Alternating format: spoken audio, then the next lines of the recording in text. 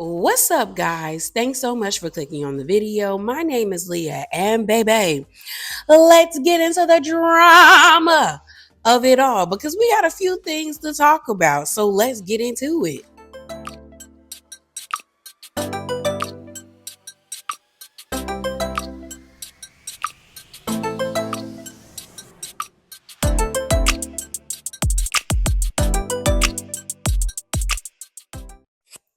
All right, y'all. So let's get into the mess. So first up, let's talk about Real Housewives of Potomac, and more specifically, Miss Stacy Rusch. So Stacey announced on Juneteenth that she is now starting her own or partnering with a cannabis line. I said, girl, not Giselle being right. Not Giselle being right. So this was posted by the Neighborhood Talk, and it says this: surprise, surprise.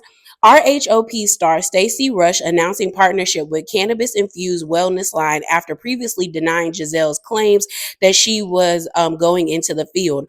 So this is what she posted on her Instagram.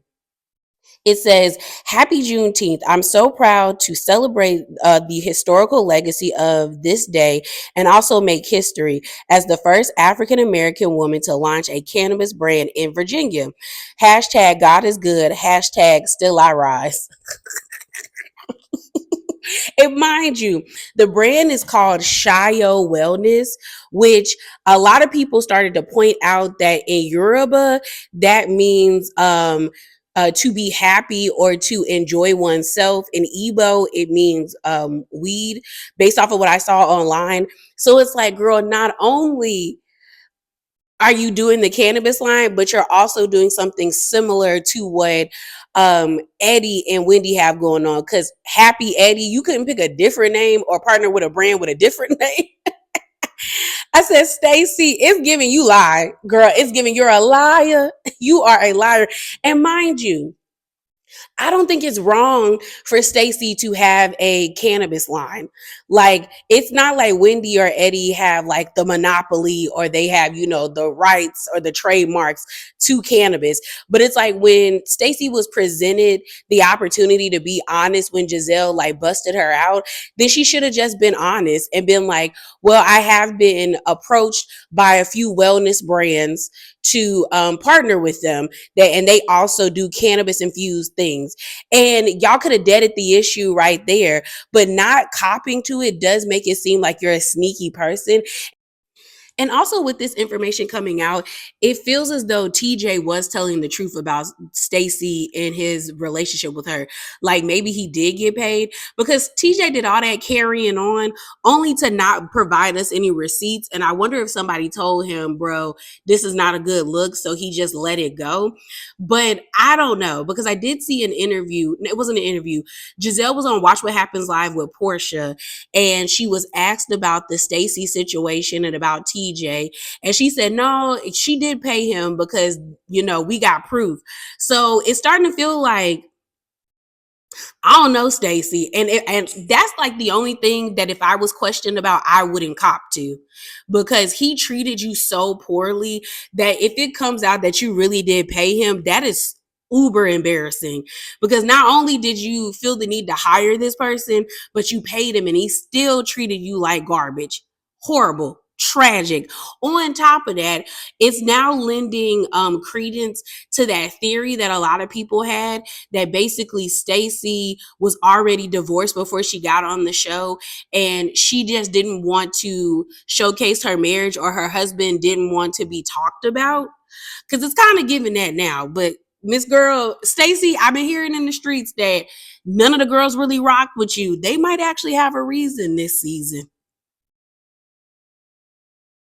So moving on, y'all, let's talk about Teresa. This was so embarrassing, but also funny at the same time.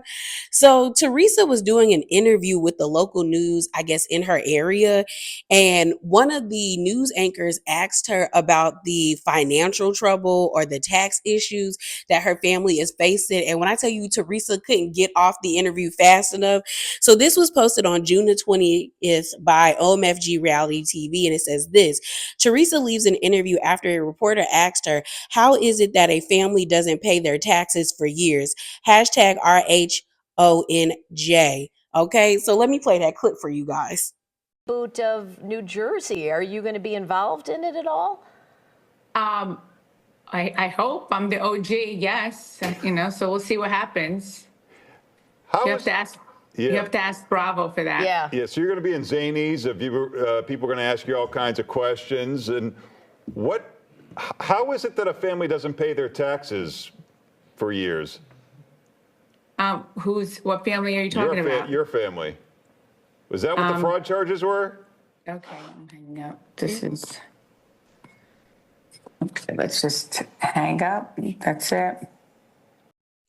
Y'all, Teresa couldn't get off that phone fast enough. And mind you, I'm not mad at her or the guy, the reporter, because on one hand, if she didn't want to answer the question, she shouldn't have to answer it. But I wish she would have found a better way to, like, I guess, change the conversation instead of being like, you know what, that's it, and click off. And I wish she would have had her phone set up a different way where she could have just ended the conversation quickly, because I was like, all that fumbling had me weak. But I'm also not mad at the guy for asking her that question, because to be honest, that is what reporters do. That is real journalism, them asking questions that are in the paper. Louis' tax issues, Teresa's tax issues have been in the blogs, have been in media. So I don't think it's wrong for him to ask that question. And I think a lot of people who are mad at the reporter, I'm just kind of like, either you're a tree hugger and you're just upset because, Teresa made herself look bad in a sense, or you just don't realize what real journalism is. Because when I was growing up, they would ask these types of questions. I remember when, like, people would get on the news and there would be like hard hitting stories of them like breaking down like scandals in local towns. So him asking that question didn't really bother me. It was just the way that Teresa was like, that's enough. She was like, I am not doing it for today. And I don't fault her. All right, y'all. So let's talk about Miss Jen from Real Housewives of Orange County. Because when I tell you that lady always finds herself in a predicament, but somehow, some way, she always gets herself out of it. So the last time I talked about Jen was when I did my reaction to the trailer for Real Housewives of Orange County. But before then, I think I did the DramA video where I spoke about Jen and her being sued for over $10,000 for like back rent. So this was posted by Jay's reality blog on June the 23rd, and it says this: the lawsuit against Jennifer Pedranti from her former landlord alleging she owed over $10,000 in unpaid rent has been dismissed without prejudice. So let's get into that article. So let's get into this article that US Weekly posted, and y'all know the link will be in the description box below. So it starts off like this. It says Jennifer Pedranti, legal issues with her former landlord have been resolved only weeks after the Real Housewives of Orange County star was hit with a lawsuit over alleged unpaid rent. US Weekly can exclusively report, according to court documents obtained by US on June the 10th, that the case filed by Chi En Gao, hopefully I said that correct, who leased the property in Orange County to Pedranti, was dismissed without prejudice. The dismissal came after the parties attended mediation earlier this month. In the lawsuit, Gao claimed Pedranti, 47, failed to pay all of her rent owed. Gao said Pedranti terminated her lease earlier and owed delinquent rent of $15,000 when she moved out of her home in January of 2024. The landlord said she offered a payment plan, which was to pay $1,000 on the first of every month starting February 2024 and $4,000 on December the 31st, 2024. Although Pedranti made partial payments of $4,850, the balance of $10,050 has not been paid, the suit read. The landlord claimed she was currently living in China and would need to travel to appear in court. It goes on to say she requested an additional $1,850 for travel expenses. On top of that, she said the home needed $3,000 to repair damages and clean the premises. She said that Pedranti paid $4,200 $200 on the bill, and her ex-husband William Pedranti paid $650. He trash. Oh my gosh. She claimed Jennifer owed her around $12,000 for unpaid rent and other charges. The battle with Chow was not the only case Jennifer had to fight recently. Jennifer and her ex-husband and her two business partners were ordered to pay a $165,976.60 judgment over unpaid rent owed on a yoga business. The landlord accused the defendants who ran Devi Rebel Yoga of failing to pay rent owed on the property they leased in 2019. A settlement was reached in early 2024 where the defendants agreed to pay a total of $160,000 to resolve the matter. A couple of months later, the landlord claimed Jennifer and the others involved had failed to make the promised payments on the plan. The landlord said the defendants made the first payment of $25,000, but none of the remaining payments. The landlord asked the courts to enforce the settlement and ordered the Bravo Star to cough up the money. On April the 2nd, the courts granted the landlord's request. The order read the unproposed motion to enforce settlement, where the landlord asked the courts to enter a judgment for the Plaza El Paso Center LLC against Jennifer William and the two other business partners in the principal amount of $160,000 and $160,026.60, and award attorney fees and costs is granted. In 2024, on season 18, Jennifer spoke about owing over $20,000 to her landlord. She said that she couldn't breathe at the time due to her financial issues. On the show, she admitted to owing five-figure sum after failing behind payments on her home that fellow RHOC star Gina helped her find. Jennifer joined RHOC in season 17 and will be returning for season 19, which is recently completed filming. Jen really has poor money management skills. Like, girl, this is why it doesn't pay to be a kept woman, in my opinion. And if you are going to be kept, always have a rainy day fund. Like, stash that allowance that man or woman gives you and make sure that you can take care of yourself beyond them, because people are fickle. Because I thought this case was about what I read at the end of the article, where they talked about Jen, her ex-husband, and her two business partners owing over $160,000. But I guess this was about the house. I had totally forgot that Jen and her kids got evicted from that home that they were in during season 18, and they had to go live with Ryan. But the thing about that situation is her ex-husband William agreed to help pay that rent, and then he stopped doing it. We hear that Jen paid like $4,000 and then he only paid $650. He is trash. Like, it's one thing not to like your wife, but to not make sure that the house that your kids stay in, that you don't have full time, is not taken care of, shows how much of a garbage human being you are, and you're a horrible father. Horrible. But yeah, girl, I don't know. She need to pay them people, because I feel like it's gonna come a time where they start garnishing your Bravo checks. But hopefully she is starting to make a lot of money with Bravo, because I did read, and this was a long time ago, but it was suggested, and it was like in a Reddit, so it might not be true. But someone said that most of the times the girls don't start really making money until their third season of Real Housewives. And this will be Jen's third season. So I'm hoping she gets paid enough where she can pay these people, settle that debt, and settle what she got with the landlord, even though we know they dismissed the case and they came to some type of mediation. And then she can, I don't know, get into some financial classes. Because, girl, it is not cute to be struggling this bad with money, especially when you got 5 kids and it seems like you the sole provider for them. So let's move over to Miss Atlanta, because they released the reunion looks. But before we get into that, y'all, let's talk about Simon. Now, I am not going to play Simon's little interview. I just want to read what the Bravo Shade Room posted. So let's get into that. So the first clip that I saw, it says this: Simon Guobadia says he regrets marrying Portia Williams. He believes he was targeted from day one for financial reasons.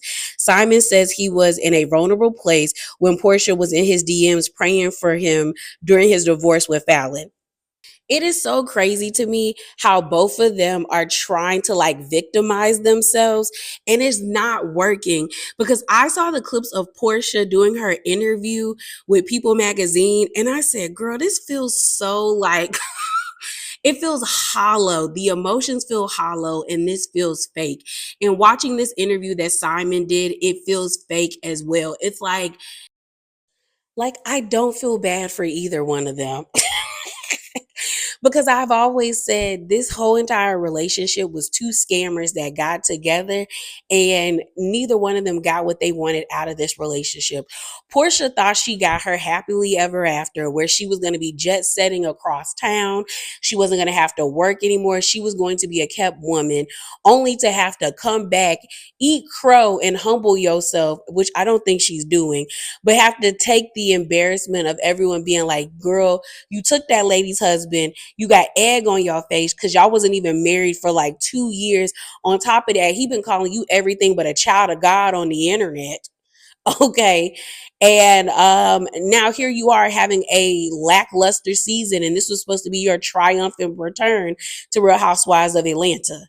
Then when you look, and you had to battle it out. You had to battle out for a year with this man as he dragged you across the mud. Then you look at Simon. Simon thought that being with Portia was going to give him some type of status, maybe in Atlanta, maybe in the entertainment industry. Maybe he thought being with Portia would expedite his citizenship situation, but all it did was get you deported and expose how you've been scamming since the 80s. I think like since 1984 or 83.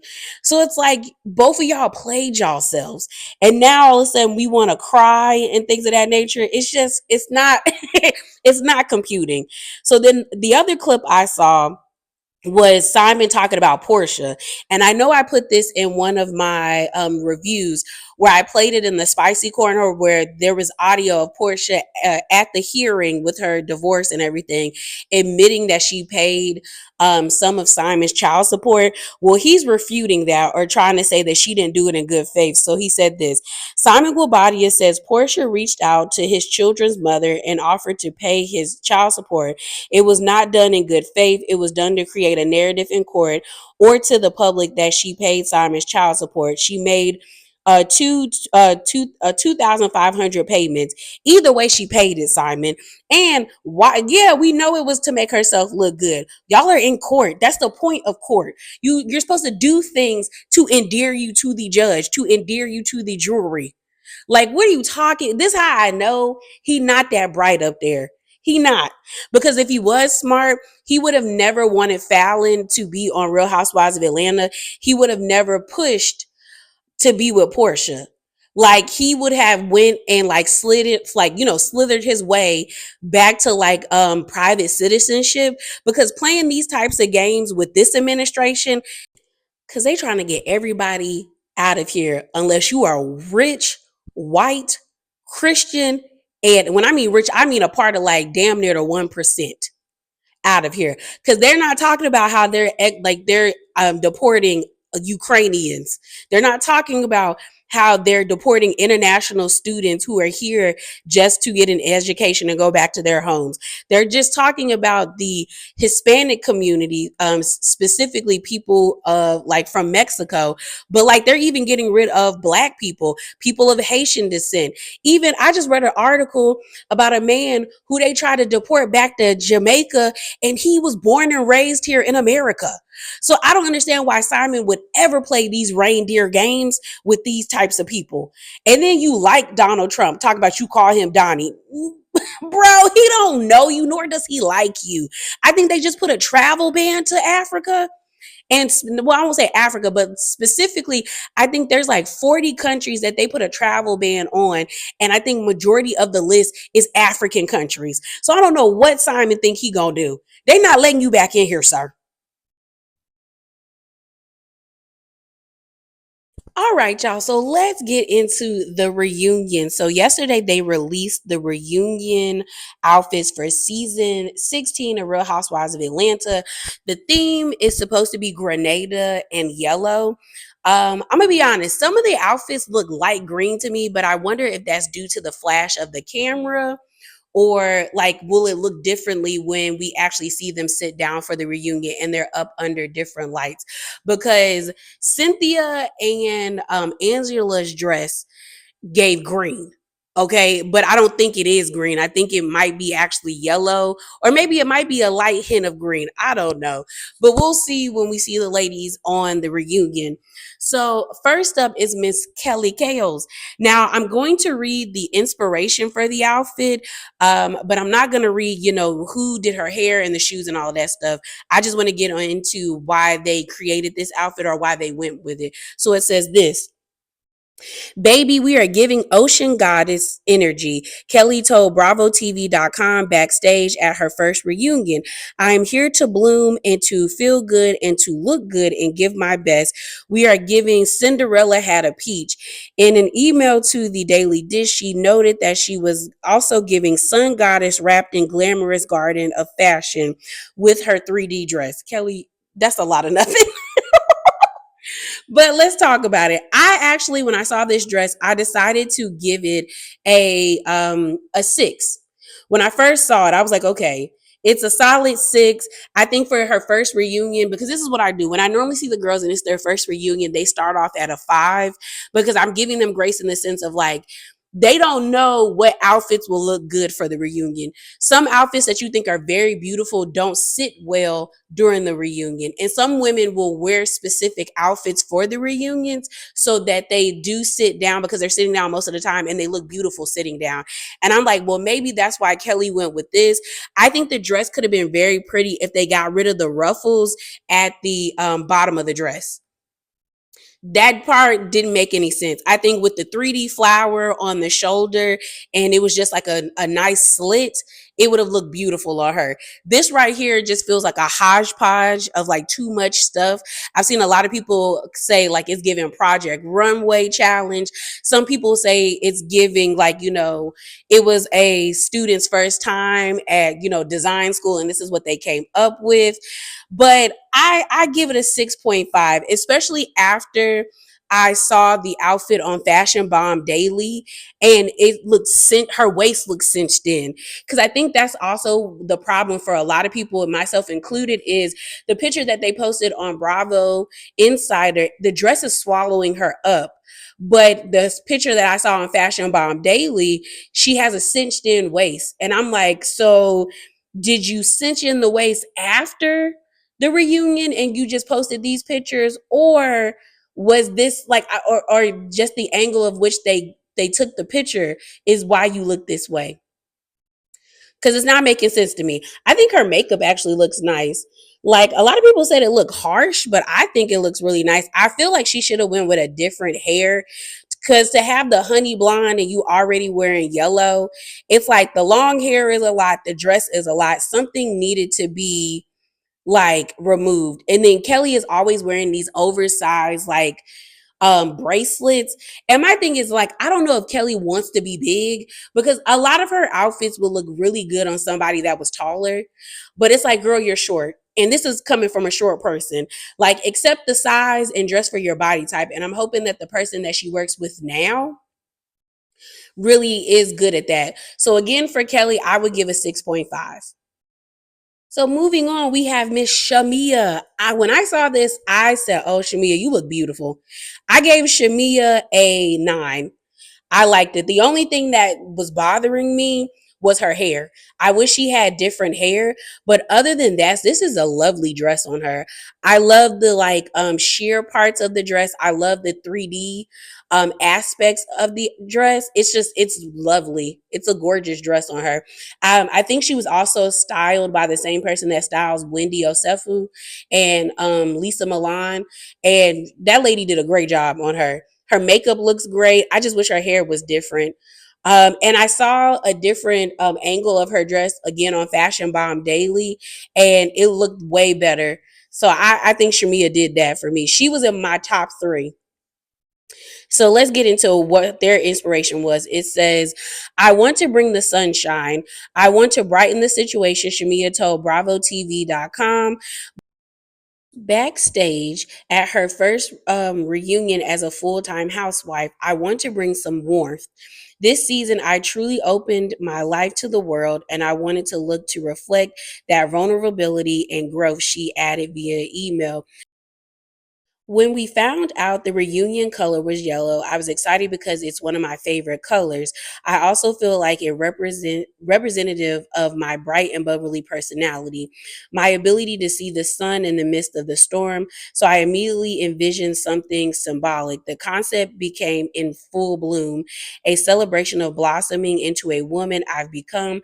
My gown was inspired by the image of flowers at golden hour, basking in the glow of the setting sun. Girl, that's a lot. Her and Kelly, that's a lot.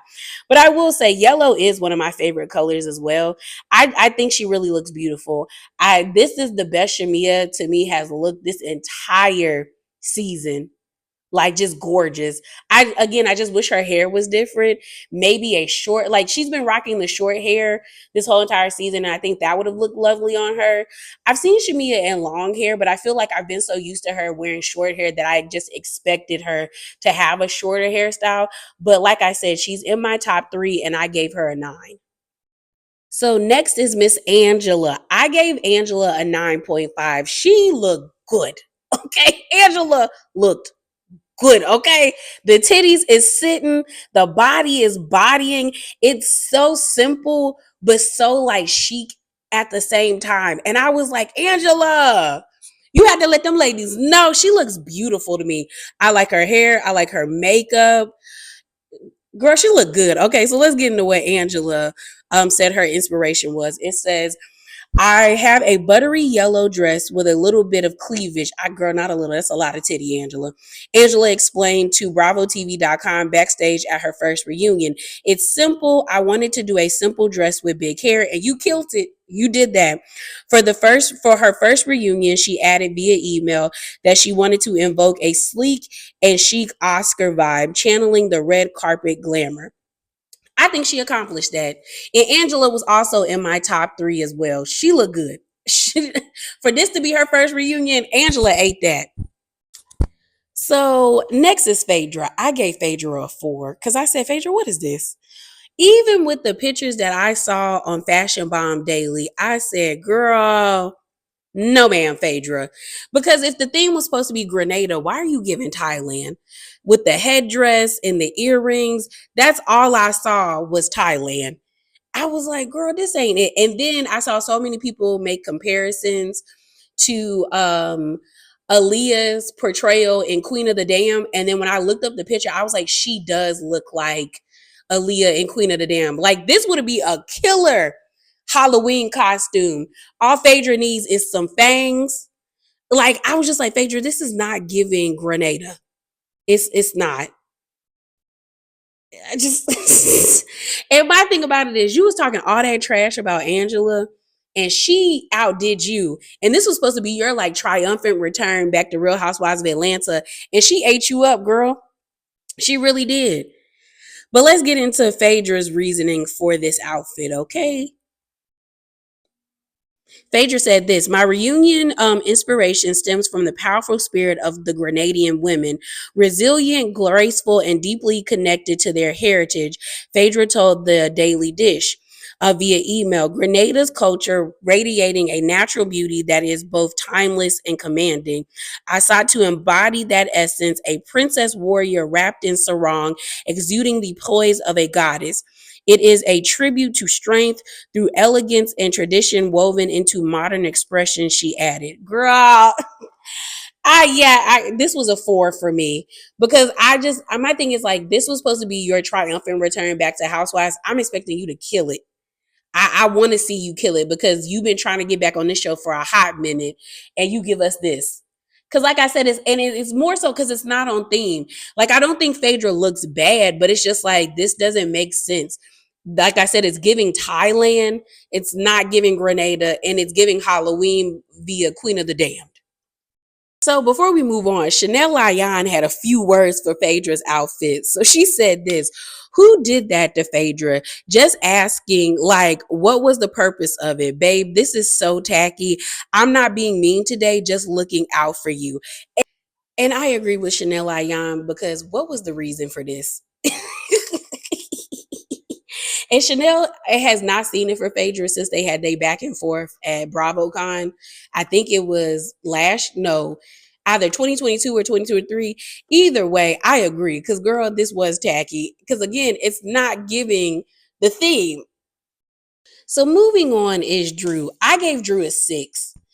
I think she is on theme. I get the feathers are supposed to be reminiscent of carnival, but as much as people were trying to say that Kelly's outfit gave um fashion project runway, Drew's to me is the epitome of that. Like, I don't like the feathers on the shoulder. I wish her hair was different. I think if they were going to do feathers, she should have had an updo to, like, show off the feathers instead of the long, like, wavy hair. I don't like that swirl on her forehead. Okay.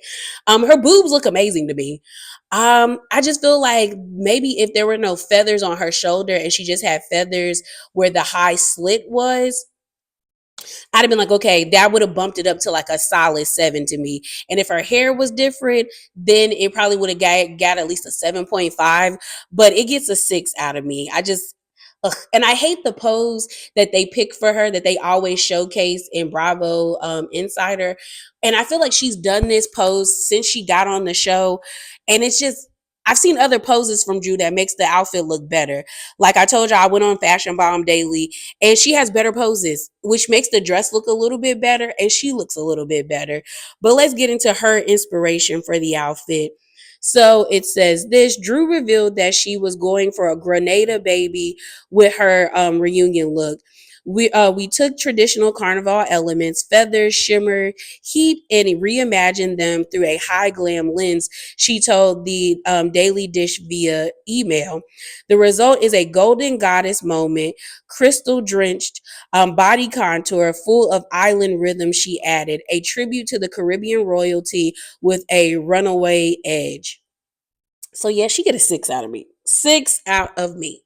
So then we have Portia. I gave Portia a 9. Her, Angela, and Shamia are in my top 3. I don't really have much to say. I'm not wowed by this, because my thing is Portia is beautiful, and this is what I've come to expect of her.